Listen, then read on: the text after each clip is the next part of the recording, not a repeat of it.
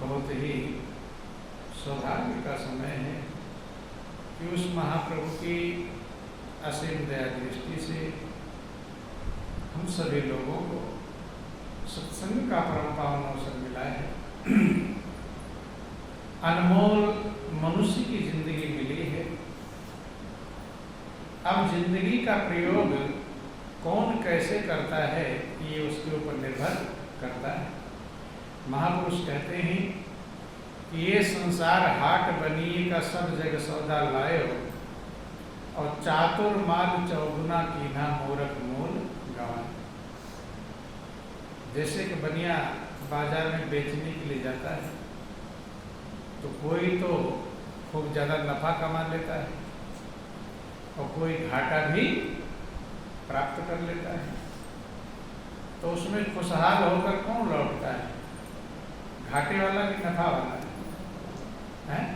नफा जिसने पाया वो तो खुशहाल होकर लौटता है और जिसका घाटा हो गया वो परेशान और बेचैन रहता है। ऐसे ये दुनिया भी एक बनिए का व्यापार है और हम सब लोग व्यापारी हैं, व्यापार करने के लिए आए हुए हैं।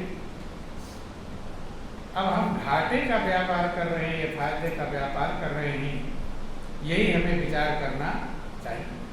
क्योंकि जब प्रभु ने दिया, जो कुछ भी दिया है, तो प्रभु दिल खोल कर देते हैं।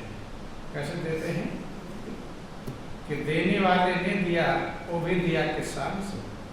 परमात्मा ने जब दिया है आपको तो लाखों करोड़ों से अच्छा बनाया, बनाया कि नहीं? सृष्टि का सिद्धांत बनाया, सृष्टि का सिरमौर बनाया, अक्ल दिया, बुद्धि दिया, विवेक दिया, बेटा बेटी धन दौलत की व्यवस्था नहीं। परमात्मा ने तो दिया, लेकिन अब हमारे ऊपर निर्भर करता है कि हम उसका सदुपयोग करें या दुरुपयोग करें। जो भी चीजें प्रभु ने दिया है, नियम कहता है कि उसका सदुपयोग करना चाहिए। यही अवसर है, यही मौका है, यही चांस है अपनी जिंदगी को कीमती बनाने का, कीमत संभालने का मौका मिला हुआ है। अनमोल अवसर मिला है, लेकिन जो विचार कर पाता है, मनन कर पाता है। महापुरुष समझाते हैं, समझाने का प्रयास रामायण वर्णन आया कि आपका जो तन दिया है या मन दिया है या धन दिया है, तीनों का सदुपयोग और दुरुपयोग है। अब आंखें दी, अब आप फ्री हैं इसमें। भगवान ही नहीं कहता इसे देखो, इसे ना देखो। जो जो आपको पसंद है आप उसे देख सकते हैं, अच्छा देखें या बुरा देखें। रामायण वर्णन आया कि नैन संत दरस नहीं देखा, अलोचन मोर पंख कर लेखा। आंख से हम क्या क्या देखते हैं, और जब गौर करेंगे तो ज्यादा नजरें अच्छाई पर टिकती हैं या बुराई पर? किस पर दिखाई पड़ती है? बुराई पर टिकती हैं। जबकि प्रभु ने किसके लिए दिया था? सदुपयोग के लिए दिया था। कहते सबसे बड़ा सदुपयोग है नैनन संत दरस नहीं देखा। इन आंखों से अगर संत महापुरुषों के दर्शन नहीं, चूंकि संत महापुरुषों के दर्शन का फल है कि दरस परस मज्जन और पाना कटे पाप का भेद पूरा। रामायण में लिखा गया, संत दरस जिन पातक टरई, पाप कटते हैं, लेकिन जैसा हमारे अंदर भाव रहता है लाभ उतना ही उठा पाते। अब भगवान कृष्ण थे तो क्या दुर्योधन को नहीं देखते थे? देखते थे, लेकिन देखने का तरीका अलग अलग है कि जाकी रही भावना जैसी प्रभु मुहूर्त देखे थे तैसे। दर्शन का भाव अलग है। हर अंगों को तुलसीदास ने वर्णन किया कि अगर जुबान आपको प्रभु ने दिया है तो जिसने दिया है दुनिया के हर बातें करें, लेकिन उसकी भी तो चर्चा करनी चाहिए। जो नहीं करे राम गुण गाना और जी सदादुल जी सदा। अपने जीव का हिसाब लगाना, कितनी बातें ये बोलती है, अच्छे बुरे। लेकिन जिस मालिक ने जुबान दिया है उसका गुणगान अगर नहीं किया तो ये जीव मेढक के जीव के समान है। फिर इसका दुरुपयोग हो गया। कान के लिए बतलाया गया, कान कितनी बातें सुनता है, क्या क्या सुनते हैं, सुनना पसंद करते हैं। लेकिन कहते हैं कि जिन्हें हरि कथा सुनी नहीं काना और श्रवण रंध्र अहिभवन समाना। मालिक की चर्चा, प्रभु की चर्चा, उसकी याद स्मरण अगर इन कानों के में नहीं है, नहीं सुनाई पड़ा, तो सुनने का मतलब यही है कि सिर्फ सुन लिया और निकल गया, फिर भी मतलब नहीं। सुनने का मतलब है सुने, समझें और करें, तब हमें फल प्राप्त होगा। ज्यादातर लोग जाते हैं कथा इत्यादि में, सुनकर चले आए, पूछो क्या सुना, कहे तो पता नहीं क्या सुना, लेकिन सुन लिया। महापुरुष कहते हैं उसे सुनना नहीं कहते हैं। सुनने में 3 बातें हैं। पहला काम है सुनना, दूसरा काम है समझना और तीसरा काम है करना। जब तीनों काम हम करते हैं तब कहीं हम जाकर हमारे जीवन की मंजिल प्राप्त हो। तो यहाँ तक वर्णन किया गया कि जीवन का जो यथार्थ लक्ष्य है, अगर समझ लिया और कर लिया तो उस लक्ष्य को प्राप्त कर लेगा।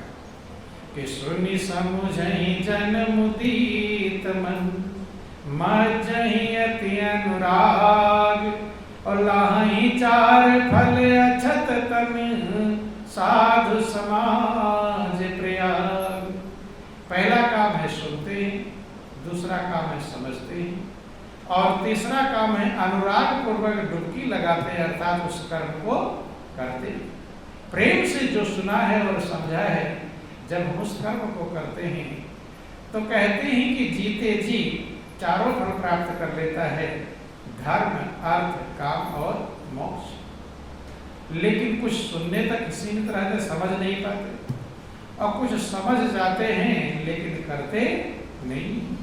और जब करते नहीं है तो फिर उसका लाभ मिलता नहीं। इसलिए मौका तो प्रभु देते हैं, कृपा देते हैं, दया करते हैं, लेकिन जिंदगी का सदुपयोग कोई बिरला कर देता है। देखो ये तन जटायु को मिला था, किसको मिला था? जटायु। तो जटायु ने अपने इस जीवन को, इस जिंदगी को लगा दिया परहित में, परोपकार। उसने अपने जान की बाजी नहीं लगाई। तन सबका जाएगा, शरीर सबका नष्ट होगा, लेकिन जटायु का शरीर गया, उसमें और लोगों के शरीर जाने में अंतर है। जटायु ने जैसा अपने तन का सदुपयोग किया, शरीर को पूरा जान की बाजी लगा के, जिसके सामने लोग कहते हम इस लायक नहीं है, कैसे करें, कहते कि नहीं कहते कि क्या करें, हमारे घर की बाधा है, ये बाधा है, तमाम बाधा है, लायक है नहीं है। लायक होते हुए कहते हैं कि हम इस लायक नहीं है। लेकिन जटायु इस लायक नहीं थे, थे रावण से लड़ने लायक थे। जटायु और रावण की कोई बराबरी नहीं। लायक ना होते हुए भी जटायु ने अपने तन का ऐसा सदुपयोग किया कि आज जटायु के महिमा गीत गाए जाते हैं। बहुत बड़े बड़े भक्तों में रामायण में उनका नाम आ गया। सबरी गिर सेवकन सुगंध दीन रघुना। तो गौर करना, जिसने अपने जिंदगी का सदुपयोग किया उसने सब कुछ पा लिया। वो जीवन की बाजी जीत कर चला गया, और जो सदुपयोग नहीं कर, उस लायक नहीं थे तो भी उन्होंने अपनी कीमत को प्राप्त किया, और जो लायक हैं फिर भी ना कर पाए। तो महापुरुष कहते हैं उसका दुर्भाग्य ये समझना चाहिए। जिस लायक प्रभु ने बनाया, अगर उतना ही हम कर्म कर डालें फिर हमारे कल्याण में कोई दिक्कत नहीं। तो जिस लायक नहीं है वो ना करें तो ठीक है, जिस लायक है वो। अब सुदामा को गौर करके देख लें। सुदामा इस लायक नहीं थे कि कृष्ण के यहाँ पर कुछ ले जा सके, थे इस लायक, क्षमता नहीं, उधार मांग करके। क्या मांग करके? उधार। जब कृष्ण को जरूरत नहीं थी, 2 मुट्ठी जो चावल ले गए, तो जरूरत किसको थी? सुदामा को थी या कृष्ण को? हैं? कृष्ण को क्या जरूरत थी? तो राजा थे, राज्य भाग में सारा भंडारा बना रहा था। ऐसा नहीं सुदामा ले जाते तो भूखे रह जाते, लेकिन सुदामा को उसकी जरूरत थी, और सुदामा ने अपने कर्म को ऐसा बनाया। वैसे आदमी का भाई इस लायक नहीं है, क्या करे? दूसरा सोचता कि वो तो राजा है, हमारे चावल की उन्हें क्या जरूरत है, सोच सकते थे, लेकिन नहीं सोचा। दूसरा सोच सकते थे है ही नहीं, अब ये क्या जाए, ये तो सबके पास मजबूरी रहती है, हम तो भाई मजबूर हैं, क्या करें? लेकिन मजबूरी भी नहीं, ध्यान, मजबूर होने के बावजूद भी ध्यान देना, जितने ही संकट में जो कर्म बनाता है, कर्म करता है, उसकी उतनी ज्यादा कीमत होती है। सुदामा इस लायक भी नहीं थे। घर में बच्चे आधे पेट कभी खाते थे, कभी भूखे रहते थे, भूखे सोते, रो रो कर सोते, धड़क कर सोते थे। कभी कभी किसी दिन ऐसा आ गया कि पानी पीकर ही भोजन का कमी पूरी करनी पड़ती थी, लेकिन उसके पीछे कीमत छिपी हुई है, और ये सुदामा जानते हैं। धर्म का जिसे ज्ञान है कि शिव दधीच हरिचंद नरेसा, सहे धर्म हित कोटि कलेसा, जिन्हें कीमत समझ में आती है धर्म की, वो करोड़ों संकट सहकर भी धर्म करते हैं। क्या करते हैं? धर्म करते हैं। और वो 2 मुट्ठी चावल इतना कीमती बन गया कि भगवान ने 2 लोग दे दिया, क्योंकि वही पात्र बनाता है। वैसे 2 लोग देते तो रोकता कौन? गंगा बह रही है, अब गंगा से जल लाने के लिए पात्र चाहिए। क्या चाहिए? पात्र। अंजलि में लेकर चलेंगे तो धीरे धीरे रास्ते भर में टपक जाएगा। तो वो जो 2 मुट्ठी चावल उधार पहले मांगा, उससे पात्रता बढ़ गई उनकी। क्या बढ़ गई? पात्रता बढ़ गई। लेकर गए, पात्रता बढ़ी, सर्व संकोच लग रहा है कि हम इस किसी लायक नहीं। भाव बढ़ रहा है, प्रेम बढ़ रहा है, ये पात्र बनाता है। क्या बनाता है? पात्र। और सुदामा इतने बड़े पात्र हो गए, सुदामा का पात्र कितना बड़ा हो गया कि उसमें 2 लोग आ गया। कितना लोग आ गया? 2 लोग। भाव और कर्म हमारी पात्रता को बढ़ा देता है। और तीसरा लोग भी आ रहा था, तीनों लोग के पात्र थे, लेकिन रुक्मिणी ने रोक लिया कि तीनों लोग दे दे, तुम भी अपने लिए भी तो कहा, तुम भी वहीं रहोगी, नहीं समझ। तो 2 लोग की पात्रता किसने बना दिया? 2 मुट्ठी चावल का गौर करना। महापुरुष यही कहते हैं, यही हरि भक्त कहते हैं, यही हरि भक्त कहते हैं, यही सब ग्रंथ गाते हैं, यही हरि भक्त कहते हैं, यही सब ग्रंथ गाते हैं। न जाने कौन से गुण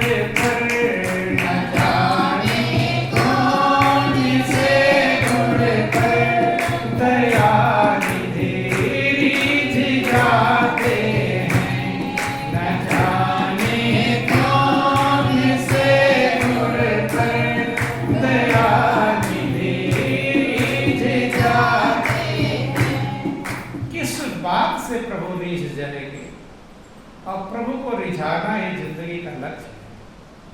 जिसने प्रभु को रिझा लिया उसने सब कुछ कर लिया, और जो प्रभु को रिझा नहीं पाया वो जिंदगी पाकर भी कुछ कर पाया नहीं। सब कुछ पाया लेकिन एक चीज नहीं पाया जो पाना चाहिए था, वह प्रभु को रिझाने वाला मन। कि न रोए मन का मन में श्री पिता की वेदनाओं से, न रोए मन का मन में श्री पिता की वेदनाओं से, न रोए मन का मन में श्री पिता की वेदनाओं से। उठाकर गीध को निज गोद में आंसू बहाते हैं, उठाकर गीध को निज गोद में आंसू बहाते हैं। कहते हैं कि राम के प्रेम में, राम की याद में दशरथ ने अपना प्राण छोड़ दिया कि राम वन चले जाएंगे। कहाँ चले जाएंगे? वन। वन में चले जाने के कारण दशरथ ने अपना प्राण छोड़ दिया। तो दशरथ कम प्रेम करते थे ज्यादा? आज लोग कितना प्रेम करते हैं लेकिन प्राण कोई बिरला ही छोड़ता है।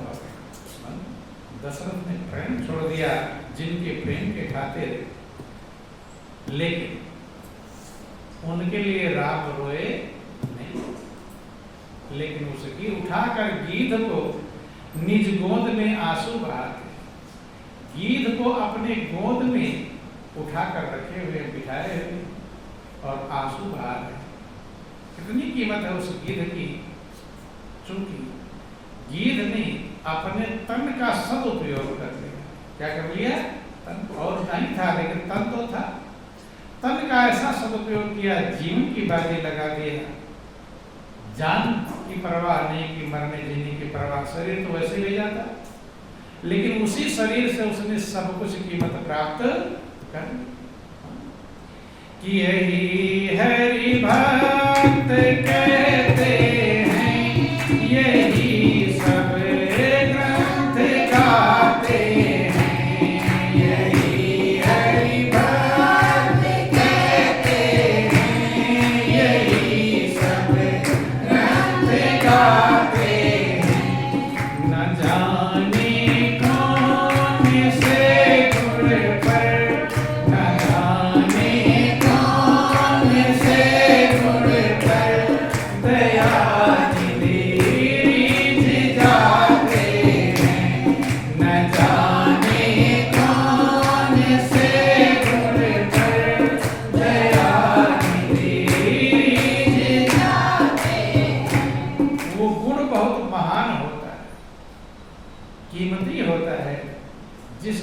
गुण से प्रभु रिझते, प्रसन्न होते हैं।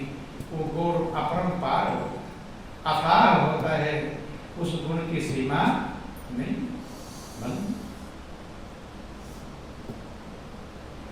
कहां तक सुदामा का जिक्र आता है? सुदामा को गले लगाते हैं। किसको गले लगाते हैं? सुदामा को। गुण अलग है, वो न्यारा गुण होता है, सुदामा के चरण धोते। कहते हैं कि जो प्रात में पानी था, सुदामा के चरण धोने के लिए उस पानी की जरूरत नहीं पड़ी। आंसुओं से कि पानी परात को हाथ छुए में, नैनन के जल सो पग धोए, और देख सुदामा के दीन दशा, करुणा करके करुणानिधि रोए। और पानी परात को हाथ छुए नहीं, नैनन के जल सो।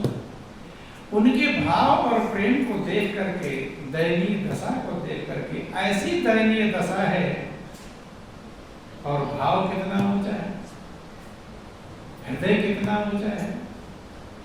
जिंदगी का सदुपयोग कितना कर रखा है। इस चीज को देख करके आंखों से आंसू बहता है किसके, कि इतने संकट में भी, इतने परेशानी में भी ये भक्ति कर रहा है, प्रभु के प्रेम को संभाल रखा है, उसमें लापरवाही नहीं। जिसके लिए जिंदगी मिली थी उसका सत्य। प्रभु की आंखों में आंसू आए और ऐसे आंसू आए जो उनके चरण भी